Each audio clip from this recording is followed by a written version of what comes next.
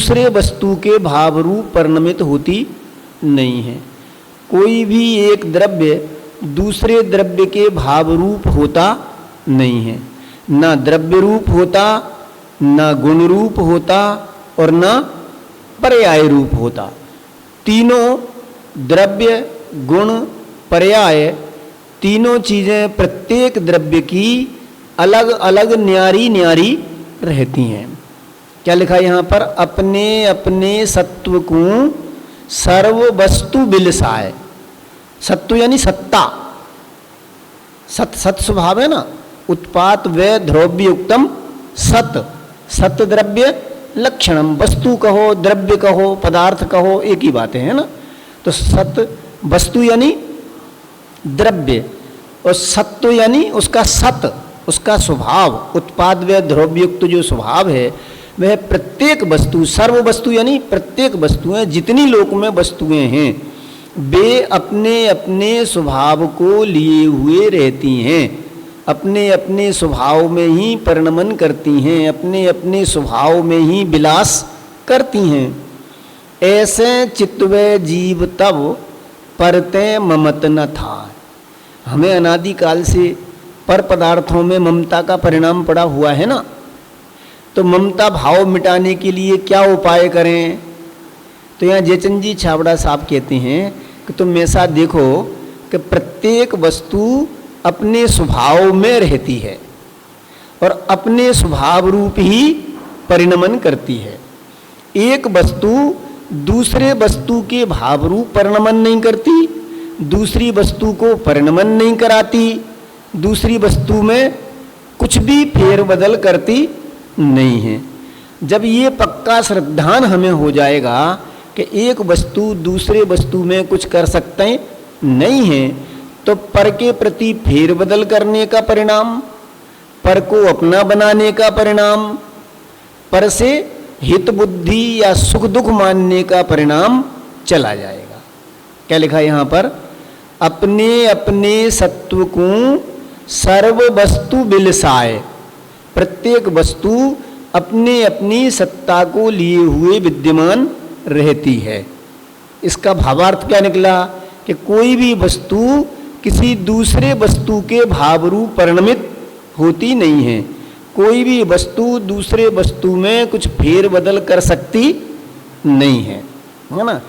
जब ऐसा जीव चिंतन करे, ऐसे चित्तवे जीव तब, जब जीव ऐसा चिंतन करेगा तो सहज में ही परते ममत न थाय, पर से ममता भाव उत्पन्न ही नहीं होगा। थाय यानी उत्पन्न नहीं होगा, समझ में? थाय यानी हाँ, ममता का भाव थाय यानी उत्पन्न नहीं होगा, ममता का परिणाम नहीं होगा।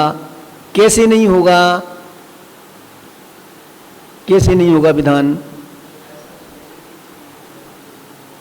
हाँ, सब वस्तुएं अपनी अपनी सत्ता में ही विलास करती हैं, अपने सत्ता रूप ही परिणमन करती हैं। कोई भी वस्तु दूसरी वस्तु की सत्ता रूप परिणमित नहीं होती है। एक वस्तु दूसरे वस्तु में कुछ कर सके ऐसी किसी भी द्रव्य में सामर्थ्य नहीं है। ऐसे चित्तवे जीव तब, पहली पंक्ति में तो ये कहा कि प्रत्येक वस्तु अपनी अपनी सत्ता रूप रहती है। नास्ति से कहें तो कोई वस्तु किसी दूसरी वस्तु में कुछ कर सकती नहीं है। जब जीव ऐसा विचार करेगा तो फिर क्या होगा? मैं इसको अपना बना लूं, मैं इसके अनुसार अपने अनुसार परिणमन करा दूं, ऐसा ममता का परिणाम उसका सहज में ही उत्पन्न नहीं होगा। समझ में आया अर्थ? आज मैं सोच रहा हूँ पूरी कर दें, इसलिए ज़्यादा डिटेल नहीं जाएंगे, नहीं तो बहुत विस्तार कर सकते हैं अपन इसका, लेकिन आज इसको पूरी कर लेते हैं अपन, है ना। अर्थ समझ में आ गया इसका? अपने अपने सत्व को सर्व वस्तु बिलसाए, ठीक है। सब वस्तुएं अपने अपने सत्ता रूप ही परिणमित होती हैं। ऐसे चित्तवे जीव तब, जीव जब इस प्रकार का चिंतन करता है तब परते ममत न थाय, पर से ममता का भाव सहज ही उत्पन्न नहीं होता है, ठीक है। अनित्य भावना हुई। अनित्य का मतलब क्या हुआ? सब वस्तुएं अन्यत्व स्वभाव को लिए हुए हैं, सब वस्तुएं अन्य अन्य हैं।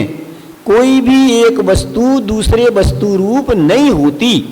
प्रत्येक वस्तु अपने अन्यत्व भिन्नत्व स्वभाव को लिए हुए न्यारी न्यारी ही रहती है। अन्यत्व बात ही, अन्यत्व की परिभाषा ही यही है कि अन्य अन्य रूप रहती है प्रत्येक वस्तु। कोई भी वस्तु एक वस्तु दूसरे वस्तु के रूप नहीं होती है। कोई भी एक वस्तु दूसरी वस्तु में कुछ भी नहीं करती है। उसका शब्दार्थ ही यही है अन्यत्व का।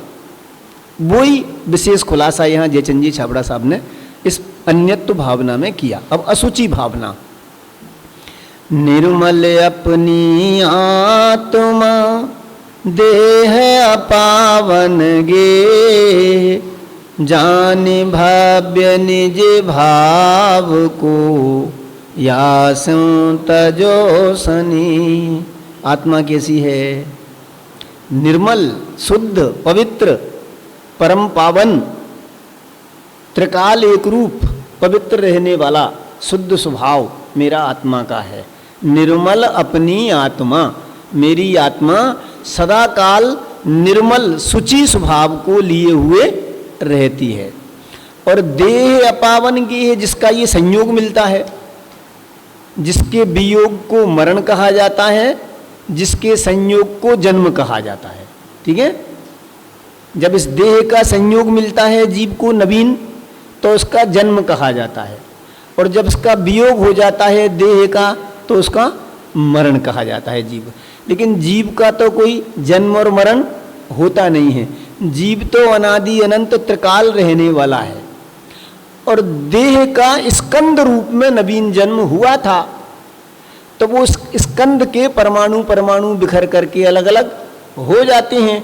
उस अपेक्षा से देह का नाश हुआ कहा जाता है। लेकिन देह का नाश हुआ है, जिन पुद्गल परमाणुओं से मिलकर के ये देह बनी है, उन पुद्गल परमाणुओं का नाश नहीं हुआ है। क्योंकि छहों द्रव्यों में अस्तित्व नाम का गुण है ना। अपन ने 6 गुण समझाए थे ना। तो अस्तित्व गुण क्या काम करता है? जिस शक्ति के कारण नवीन उत्पन्न नहीं होता और कभी भी वस्तु का नाश नहीं होता, द्रव्य का नाश नहीं होता। तो 6 द्रव्यों में अस्तित्व नाम का गुण है। उस अस्तित्व नाम के गुण के कारण किसी भी द्रव्य का नवीन उत्पाद नहीं होता और किसी भी द्रव्य का नाश नहीं होता। पर्याय रूप अवस्थाएं बदलती रहती हैं। अब 2 द्रव्यों में विकार भाव रूप परिणमन होता है। कौन कौन सी 2 द्रव्य में? जीव में और पुद्गल में। 6 द्रव्य है ना। कौन कौन से 6 द्रव्य हैं अभिनव?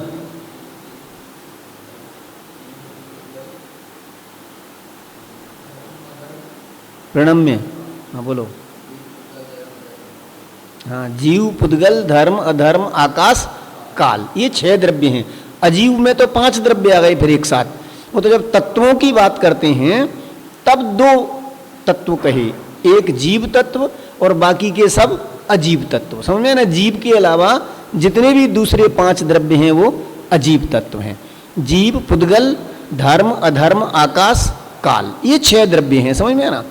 तो यहाँ ये कहते हैं 6 द्रव्यों में से किसी भी द्रव्य का कभी भी विनाश नहीं होता है। 6 द्रव्य त्रिकाल अपनी अपनी सत्ता को लिए हुए विद्यमान रहते हैं, उनका कभी विनाश नहीं होता है। तो यहाँ ये कहते हैं कि जो जन्म और मरण कहा जाता है वो देह का पुद्गल परमाणुओं का स्कंद रूप रचना हुई देह की। स्कंद है ना ये, तो इसमें से अनेक परमाणु तो अभी भी मिलते बिछुड़ते रहते हैं ना। जैसे कई लोगों की होती है कि चमड़ी उपड़ती है, किसी की गर्मी में, किसी की सर्दी में, है ना। तो ये हाथ है ना, तो इसकी चमड़ी निकलती रहती है कि नहीं निकलती रहती? देह बनी हुई है। फिर कभी किसी का हाथ कट जाता है, किसी का पैर कट जाता है, बिल्कुल अलग हो जाता है ना कट के। तो इसका मतलब क्या हुआ? वो परमाणु अलग हो गए उतने, लेकिन उस परमाणु का नाश नहीं हुआ। देह में स्कंद बन करके इकट्ठे हुए थे। फिर बाद में वो परमाणु जब जीव इसमें से निकल जाता है तो या तो जला देते हैं या जमीन में गाड़ देते हैं, तो गल करके अलग अलग अपने अपने परमाणु रूप में अलग अलग रूप में वो परिणमन कर जाते हैं। तो मैं ना, इसलिए किसी भी द्रव्य का कभी नाश नहीं होता है। तो ये यहाँ कहते हैं ऐसा जो मेरा निज भगवान आत्मा है वो द्रव्य स्वभाव से कैसा है? शुद्ध है त्रिकाल, है ना, निर्मल है। निर्मल कहा ना, निर्मल। अपनी आत्मा किसकी? सिद्ध भगवान की कि अरहंत भगवान की? किसकी लिखा? लिखा है ना, मैं अपनी तरफ से तो नहीं बोल रहा ना क्या लिख रहा है इसमें? निर्मल सिद्ध भगवान की आत्मा, अपनी आत्मा। अरे मेरी आत्मा निर्मल है भाई, ये राग द्वेष मोह के विकारी भाव मेरे में नहीं है। ये तो कर्म उदय कृत अपने स्वभाव को भूलने से ये विकारी भाव उत्पन्न होते हैं। ये राग द्वेष मोह करना, सुखी दुखी होना, रोना गाना है, ये मेरा स्वभाव ही नहीं है। मेरा स्वभाव तो सदाकाल आनंद महोत्सव मनाना है। देखो है कैसे और हो क्या रहा है, समझ में आ रहा है विधान? हैं तो कैसे हम? अरे बने बनाए सुख और आनंद के कंद, जिसमें से निरंतर आनंद और शांति का झरना बहे, ऐसा स्वरूप है मेरा। लेकिन ऐसा होते हुए भी उस स्वभाव को नहीं देखा आज तक, और बस ये देह को अपना मान लिया, देह के नाम को अपना नाम मान लिया। इसकी कोई प्रशंसा करता है तो हर्षित हो जाते हैं, इसकी कोई निंदा करता है तो दुखी हो जाते हैं, और मेरे भगवान आत्मा के गीत गाए जाएं तो उदास हो जाते हैं। ये कौन सी बात लेके बैठ गए? कौन सा भगवान आत्मा? काय का भगवान आत्मा? क्यों अभिनव? ये तो आत्मा यानी भूत लग गया है इनको। तो लोग कहते हैं ना आत्मा लग गई इनको, भूत लग गया। आत्मा को भूत समझा जाता है, हैं? ऐसा भूत है आत्मा?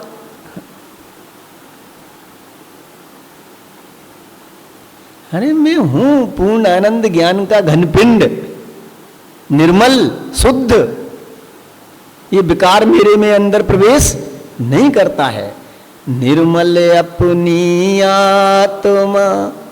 और ये देह कैसा है? अपावन गेह। गेह यानी घर, गेह यानी घर, समझ में है ना? तो कैसा है ये देह? अपावन गेह, ये अपवित्र वस्तुओं का घर है। नैन सुखदास जी ने 12 भावना लिखी, उसकी असुचि भावना में लिखा उन्होंने, मल मूत्र मांस का घड़ा, रात दिन सड़ा, तुझे नित पड़ा, उठा कर धरना। कैसा है ये देह? मल मूत्र मांस का घड़ा है कि नहीं है? मल मूत्र मांस भरा हुआ है कि नहीं भरा हुआ उसमें? अरे एक फिक्स क्वांटिटी में मल और मूत्र देह में ना रहे अंदर, तो ये जीव का राम नाम सत्य हो जाए ये देह का वियोग हो जाए, बीमारी उत्पन्न हो जाए कम ज्यादा होते ही, और खत्म हो जाए तो जीव यहां से चला जाए। हर चीज का बराबर बैलेंस रहना चाहिए ना, तभी तो नाप के फिक्स कितना होना चाहिए, आयरन कितना होना चाहिए और वो कितना होना चाहिए, सब अलग अलग डॉक्टर नापते हैं ना सब। उसमें कम बेसी होते ही बीमारी चालू हो जाती है, और यदि वो ज्यादा ही कम हो जाए तो जीव इस देह को छोड़ करके चला जाता है। तो कैसी है ये देह? अपावन गेह, अपवित्र वस्तुओं का घर है। भूधरदास जी ने लिखा ना 12 भावना में, जिसको अक्सर जब हम मरण मौत पर तीये की बैठक करते हैं तो पहले फिक्स थी, अभी तो फिर भी दूसरी 12 भावनाएं बोलने लग गए, लेकिन पहले फिक्स थी ये 12 भावना भूधरदास जी की, है ना? तो उसमें आता है, क्या आता है? दिपे चाम चादर मढ़ी, हाड़ पिंजरा देह, भीतर या सम जगत में और नहीं घिनगे। घिनावना घर, इसके जैसा और कोई दूसरा नहीं है। यदि इसकी चमड़ी को हटा करके देखें तो पूरी में पीव, मल, मूत्र, हड्डी है, क्या भरा हुआ है इसमें। लेकिन ये तो थोड़ी ये सुंदर सी चमड़ी से मड़ी हुई है ना, इसलिए सुंदर सी लगती है। दिपे चाम चादर मढ़ी, है ना? ये जो हमें शरीर दिखता है ना, वो कैसा दिखता है? चमड़े रूपी चादर से मढ़ा हुआ दिखता है। दिपे चाम चादर मड़ी, चाम यानी चमड़ा, चमड़े रूपी चादर से ये मड़ा हुआ है ना शरीर, ये दिखता है हमें, ये सुंदर सा लगता है जो, नहीं तो इसको हटा के देखो, इसके अंदर कुछ भी सुंदरता नहीं है। और ये देह भी इस चमड़ी को उखाड़ करके किसी को दे दें उसके हाथ में, तो वो जब भी भोजन करेगा तो पहले हाथ धोएगा कि चमड़ी हाथ में आ गई। चमड़ी भी कहाँ है अच्छी, जिसकी सुंदरता के लिए 24 घंटे क्रीम पाउडर और क्या क्या लपेटते हैं और 24 घंटे नव द्वार वहें घिनकारी, दौलत राम जी ने लिखा ना 6 डाला में, असी देह करे किम यारी, नव द्वार 9 द्वार हमेशा बहते रहते हैं, कान में से मेल निकलता है, आँख में से मेल निकलता है, नाक में से मेल निकलता है, मुंह में से लार टपकती है, पसीना बहता है, मलमूत्र आता है, इस 9 द्वारों में से निरंतर मेल बहता रहता है, और इस देह से यह जीव मित्रता करता है, जबकि ये तो अपवित्रता को ही छोड़ने वाली है। बोलो मल का भरा हुआ घड़ा और मल से ही बना हुआ, उसको कौन से साबुन से कितनी बार धोएं कि वो मल रहित हो जाए? क्या कहा सौम्य मैंने? मल से भरा हुआ और मल का ही बना हुआ, उसको कितना धोएं से शुद्ध हो जाएगा। समझ आ रहा है? तो ये देह कैसी है? मल से भरी हुई और मल की ही बनी हुई। लोचन समझ में आ रहा है? नाराज है तू यार, तेरे चेहरे पे आजकल मुस्कुराहट नहीं दिखती। कोई बात नहीं है, नाराज हो जा भले ही, लेकिन सुधर।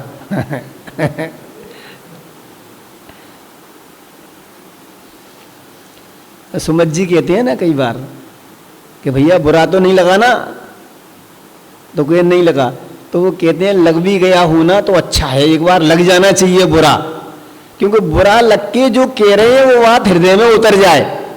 समझ में आया ना? तो क्या कह रहे हैं यहाँ? निर्मल अपनी आत्मा, अब क्या करूं मैं, बह जाता हूं यार, मैं सोच रहा हूं जल्दी जल्दी अर्थ कर दूं। निर्मल अपनी आत्मा देह अपावन गेह, ये शरीर तो अपवित्र वस्तुओं से ही भरा हुआ है और अपवित्र वस्तु का ही बना हुआ है, जिससे ढका हुआ है ना दिपे चाम चादर मढ़ी, वो भी अपवित्र ही है, वो भी पवित्र नहीं है। ये गाय भैंसों का आजकल तो बहुत दूसरे तरीके से चमड़ा उतारने लग गए। पुराने ज़माने में मरी हुई गाय भैंस बकरियों का चमड़ा उतारा जाता था, उसके जूते जूतियाँ बनाई जाती थी, चप्पलें बनाई जाती थी पुराने ज़माने में। अभी तो हमने स्टैंडर्डता के नाम पर बहुत हिंसात्मक आचरणों को अपना लिया है। जितने भी ये महंगे क्वालिटी के, मैं किसी कंपनी विशेष का नाम नहीं लेना चाहता, जितने भी महंगे क्वालिटी के जूते चमड़े वाले आएंगे, वो आपको पता है जितने ज़्यादा महंगे होंगे उतने ज़्यादा नवजात बछड़ों का क्या किया जाता है? खौलते हुए पानी में डुबाया जाता है, जिंदे बछड़ों को। उनकी चमड़ी को सॉफ्ट बनाने के लिए जिंदे बछड़ों को खौलते हुए पानी में डाला, फिर बाहर निकाल दिया, फिर डाला, फिर वो तड़फता रहता है। समझे ना? नहीं तो प्रोसेस देख लेना यूट्यूब पे आप कैसे बनता है ये। तो ऐसे खौलते हुए पानी में डाल करके उसकी चमड़ी सॉफ्ट हो जाती है ना, तो उस जिंदे बछड़े की चमड़ी को उधेड़ लिया जाता है और उससे फिर आपके ये पर्स हैं, बेल्ट हैं, जूते हैं, चप्पल हैं, ये बनाए जाते हैं महंगे किस्म के जो हैं वो, है ना? एक बात तो वो तो पहनने लायक है ही नहीं। अब उतनी बात हो वहाँ तक ठीक है। एक चमड़े में एक समस्या और क्या है कि चमड़े में प्रति समय अनंत त्रस्कायक जीव उत्पन्न होते रहते हैं, चाहे भले ही वो मरे हुए जानवरों का चमड़ा हो, चाहे जिंदे जानवरों को पानी में उबाल उबाल करके वो चमड़ा खींचा गया हो। जरा सी उसमें नमी आती है और उसमें अनंत त्रस्कायिक जीवों की उत्पत्ति हो जाती है। आपने देखा होगा चमड़े में से हमेशा बदबू आती है, वो जीवों के फर्मेंटेशन से आती है। उसमें निरंतर जीवों की उत्पत्ति होती रहती है। इसलिए जहाँ तक हो सके हमें चमड़े की वस्तुओं का इस्तेमाल नहीं करना चाहिए, बहुत हिंसा का दोष लगता है ना। तो यहाँ तो अपनी बात क्या चल रही है कि ये शरीर तो अपवित्र वस्तुओं का ही बना हुआ है।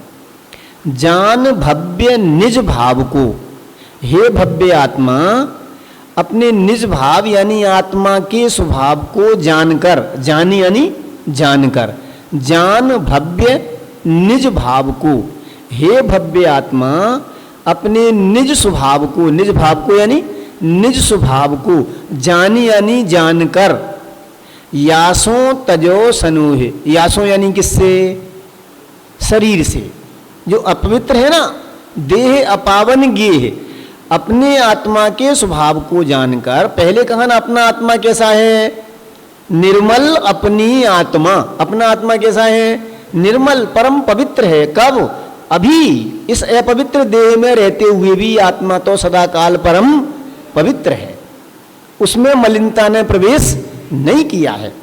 अपन उदाहरण देते रहते ना, हीरे का, सोने का, कपड़े का और किसी चीज का।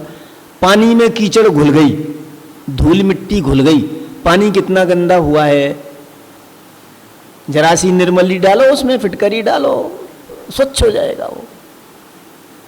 वो ऊपर ऊपर से पर्याय में अवस्था में मलिनता आई है, द्रव्य स्वभाव मलिन नहीं हुआ है। तो वो ही यहाँ कहते हैं कि भाई ये आत्मा सदाकाल परम पवित्र है और ये देह सदाकाल अपवित्र है। जो सप्त कुधातुआं हैं, खोटी धातुएं हैं, उनसे ही यह बना हुआ है। तो जान भव्य निज भाव को, ऐसे निज निर्मल अपने आत्म स्वभाव को जानकर, यासों यानी जो अपावन देह है उससे तजो स्नेह, उससे स्नेह को छोड़ दो, उससे प्रीति को छोड़ दो, उसकी सेवा करना छोड़ दो, उसको अपने अधीन बना करके रखो।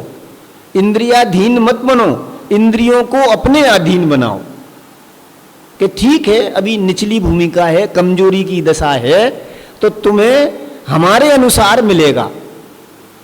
आंखें तुम्हें देखने को तो मिलेगा, लेकिन गंदी गंदी चीजें नहीं मोबाइल की। आपको जिनवानी देखने को मिलेगी, या तो ठेठ की लिए जो उपाय है वो जिनवानी देखने को मिलेगी, या फिर हमारा पेट के लिए जो भी वर्तमान में शिक्षा प्रणाली है उस शिक्षा प्रणाली को लिए तुम्हें उपयोग करेंगे। बाकी इधर उधर फालतू चैटिंग चाटिंग के लिए उपयोग नहीं करेंगे। समझ में आया? ये आंखों का अपने अधीन बनाना। कानों को फालतू राग रंग भरी बातें, 4 प्रकार की भी कथाएं सुनने के लिए नहीं है। ये जिनवाणी सुनने के लिए है, जनवाणी सुनने के लिए नहीं है। जनवाणी और जिनवाणी में अंतर समझ में आता है ना? हाँ, ये पब्लिक की वाणी सुनने के लिए नहीं है, ये तो जिनेंद्र परमात्मा की वाणी सुनने के लिए है। ऐसे 5 इंद्रियों पे आप लगा लेना, लंबा नहीं करते हैं। अगला लेते हैं अपन, चलो ठीक है यार, समझ में आ गया असुचि भावना। अगला देखो, आश्रव। आत्म केवल ज्ञान में निश्चय दृष्टि निहार, सब विभाव परिणाम में आश्रव भाव विडार। कैसा है अपना आत्मा? केवल ज्ञान में अकेला। केवल यानी यहाँ वो केवल ज्ञान वाला केवल ज्ञान नहीं, यहाँ अरहंत परमात्मा, सिद्ध परमात्मा को जो केवल ज्ञान है उस केवल ज्ञान की बात नहीं है यहाँ पर। केवल का मतलब अकेला भी होता है, निखालिस, शुद्ध। समझ में है ना? कि साहब कौन कौन आया? कि नहीं केवल मैं ही आया हूं। समझ में आया ना? ऐसा कई बार बोलते हैं ना कि साहब कौन कौन आए आपके साथ? कि नहीं नहीं केवल मैं ही आया हूं। ऐसा कई बार कहते हैं ना, केवल मैं ही आया हूं अथवा अकेला मैं ही आया हूं। केवल का मतलब अकेला, एकत्व वाला। समझ में ना? तो कैसा है कि ज्ञान तो केवल ज्ञान में है, अर्थात अकेला ज्ञान में है, राग में नहीं है। अकेला ज्ञान में से मतलब आत्मा खाली ज्ञान में ही है और गुण नहीं है? कि नहीं नहीं गुण है, उन सबको ज्ञान जानता है। इसलिए उनका ज्ञान को सरदार बना करके ज्ञान की ओर से यहां बात कही गई है कि आत्म केवल ज्ञान में, आत्मा तो अकेला ज्ञानमयी तत्व है। निश्चय दृष्टि निहार, निश्चय दृष्टि से देखने पर, निश्चय ने से देखने पर आत्मा कैसा है? केवल जानन देखनहार स्वभाव वाला है। समझ में ना? राग द्वेष मोह के स्वभाव वाला नहीं है। सब विभाव परिणाम में आश्रव भाव, जो विभाव परिणाम है वो कौन सा भाव है? आत्म भाव है कि आश्रव भाव है? क्या लिखा? सब विभाव परिणाम में आश्रव भाव। वो जितने भी विभाव परिणाम हैं वे सब आश्रव भाव हैं। उनको बिडार यानी उनको छोड़ दो, उनको नाश कर दो। ठीक है, मैं इससे अर्थ नहीं कर रहा हूं, मैं हिंदी भाषा में अपनी समझ में आ जाए वो एक एक शब्द का अर्थ आपको बता रहा हूं। इसमें तो साहित्यिक भाषा में कुछ ऐसे अर्थ दिए हैं कि इसको पढ़ करके एक एक शब्द का अर्थ हम नहीं निकाल सकेंगे, मतलब समझ में है ना? तो बिडार का अर्थ क्या है? छोड़ करके, है ना? बिडार यानी उसको छोड़कर, अथवा कहें उसको नाश करके। तो आत्मा तो अकेला जानन देखनहार स्वभाव वाला है, जानने के स्वभाव वाला है। निश्चय दृष्टि से, व्यवहार दृष्टि से देखते हैं तो पर्याय दशा में अनेक प्रकार के राग द्वेष मोह परिणाम में दिखाई देता है। लेकिन यहां कह रहे हैं वो राग द्वेष मोह परिणाम में दिखाई देता है, वो आत्म स्वभाव नहीं है, वो आश्रव स्वभाव है। समझ में आया? आश्रव दो प्रकार का होता है ना, द्रव्य आश्रव और भाव आश्रव। अपन पहले पढ़ चुके ये 7 तत्वों की परिभाषा में, द्रव्य आश्रव और भाव आश्रव। तो भाव आश्रय नहीं राग द्वेष मोह भाव रूप जीव के परिणाम, और द्रव्य आश्रव उसके निमित्त से जो कारमान वर्गणाएं आकर्षित होकर के आती हैं उनको कहते हैं द्रव्य आश्रव। द्रव्य यानी पुद्गल द्रव्यों का आश्रव होना, कारमान वर्गणाओं का आना। और भावाश्रव यानी आत्मा की परिणति में राग द्वेष मोह भाव का उत्पन्न होना। तो यहाँ ये कह रहे हैं कि जितने भी विकारी भाव रूप परिणाम है ना, वो आश्रव भाव है, आत्म भाव नहीं है। इसलिए उन आश्रव भावों को छोड़ो, क्योंकि आश्रव दुखकार घनेरे, छेडाला में दीना, बुद्धिबंत तिन्हें निर्वीरे। वो आश्रव भाव बहुत दुख देने वाले हैं। ज्ञानी धर्मात्मा उन आश्रव भावों को निर्वीरे यानी निवारण कर देते हैं, उनको नाश कर देते हैं। ठीक है, तो ये यहाँ कहा कि आत्मा तो निश्चय दृष्टि से देखा जाए तो केवल ज्ञान स्वभावी है, अकेला ज्ञान स्वभावी है, जाननहार है, राग द्वेष मोह करने वाला नहीं है। राग द्वेष मोह तो विभाव परिणाम आश्रव भाव हैं, उनको हमें नाश कर देना चाहिए। अगला लेते हैं संबर। निज स्वरूप में लीनता निश्चय संबर जान, समिति गुप्ति संजम धर्म धरे पाप की हानि। अब संबर किसको कहेंगे? आश्रव को छोड़ें तो क्या करें? छोड़ने के पहले ग्रहण क्या करें ये तो बताओ, है ना? क्योंकि उपयोग तो किसी ना किसी को चेतेगा, जिसको चेतेगा उसी को ही अपना मानेगा, उसी को अपने अनुसार परिणमन कराना चाहेगा। समझ में है ना? तो आप उसको छोड़ने के लिए कह रहे हो तो पहले ये बताओ कि वो ग्रहण किसको करे, चेते किसको। समझ में है ना? तो उसके लिए यहाँ कहा निज स्वरूप में लीनता, आत्म स्वभाव है ना अपना, ज्ञानानंद स्वभाव, उसको देखो। मैं आनंद स्वभावी हूँ, मैं ज्ञान स्वभावी हूँ, मैं चेतना स्वभावी हूँ, मैं सुख स्वभावी हूँ। अरे मेरा सुख स्वरूप है, मुझे सुख लेना नहीं है, कहीं से लाना नहीं है, सुख स्वरूप हूँ। जैसे ही अपनी ज्ञान दृष्टि को उस सुख स्वभाव से जोड़ा, वैसे ही परिणति में सुख की प्रकटता हो जाती है। लेकिन हम संयोगों को देखते हैं और दुखी बने रहते हैं। संयोग तो आएंगे जाएंगे, जिस भी संयोग को जिस समय जिस प्रकार से परिणमन होना है, आप लाख उपाय करो उसको रोकने का, वो तो उसी प्रकार से परिणमन करेगा, वो रुक सकता नहीं है। रुक सकता होता तो वो सब तीर्थंकर परमात्मा अनंत बल के धनी हैं, सब अपने अपने अनुसार सारे जगत को परिणमा देते। लेकिन उन्होंने ये जाना कि मेरे अनुसार कोई परिणमन करने वाला नहीं है, मैं स्वयं अपने में लीन होकर के अपने भाव रूप परिणमन करूं, ये सुखी होने का उपाय है। तो ज्ञान में सबको जाना आदिनाथ भगवान ने भी, नेमिनाथ भगवान ने भी, लेकिन किसी को बदलने की चेष्टा नहीं की।